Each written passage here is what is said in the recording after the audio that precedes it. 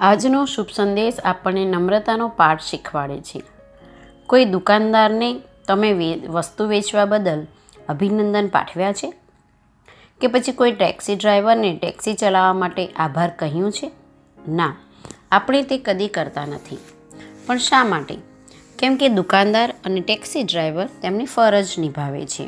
ઈશ્વરના બાળકો તરીકે આપણી પણ એ જ ફરજ છે કે ઈસુએ આપેલા પ્રેમના સંદેશનો સ્વીકાર કરવો અને બીજા પ્રત્યે પ્રેમ રાખવો જોઈએ.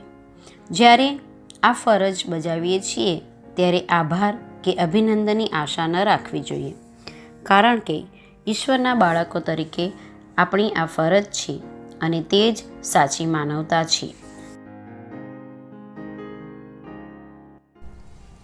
સંત લુકના શુભ સંદેશમાંથી પાઠ. ઈસુએ શિષ્યોને કહ્યું, તમારામાંથી કોઈનો નોકર ખેડૂતો કે ઘેટાં ચલાવતો હોય તે ખેતરથી પાછો આવે ત્યારે તમે તેને કહેશો ખરા કે ચાલ ઝટપટ ખાવા બેસી જા? બલકે તમે એમ નહીં કહો કે મારે માટે રસોઈ બનાવ અને હું જમી લઉં છું, ત્યાં સુધી ખડા પગે મારી સેવા કર અને ત્યાર પછી તું ખાજે.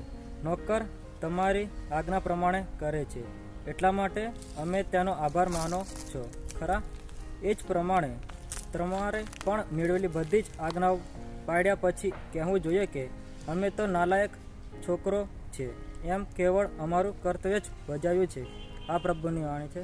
તે આપનો આધાર છે.